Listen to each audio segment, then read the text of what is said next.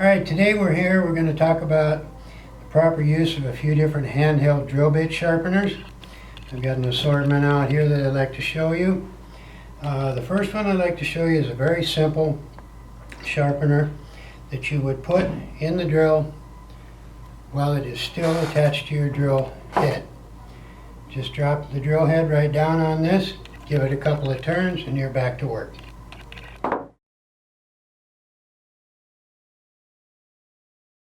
In this end I have a 3-flute reamer, which if you remove that set screw, pull this out, you may change the reamer from a single, double, or triple, whatever your choice of reamers are. Insert this end back in, give it a few twists. Through the hole you can see your progress. Bring it back out, check the sharpness of the bit. If you're not satisfied, give it a few more twists.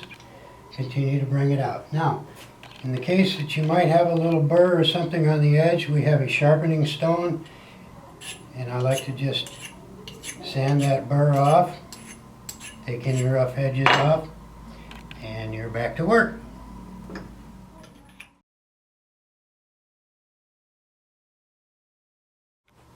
Okay, the next drill bit sharpener I would like to show you is a multi-flute reamer tabletop. It comes with 4 suction cups and will stick to any tabletop, or you can remove them and permanently mount it to a workbench.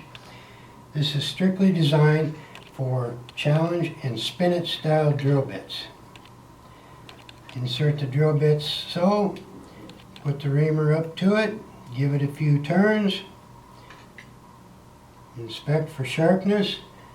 Once again, if you have any burrs, you may use the sharpening stone to sand any burrs off the tip.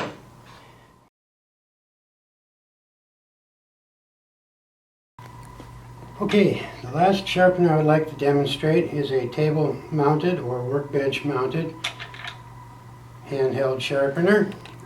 This comes with a chuck which accepts both Lawson and Niagara Daily bits. By removing this, you may insert a challenge style drill bit into it. We're going to work with the Lawson today.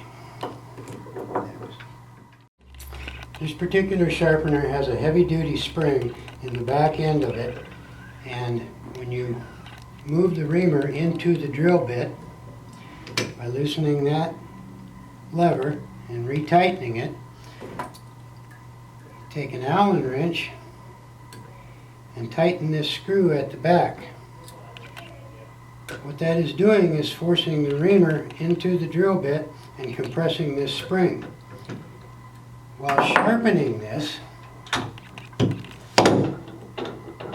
as the drill bit wears down slightly, the spring moves out, creating optimal tension on the reamer.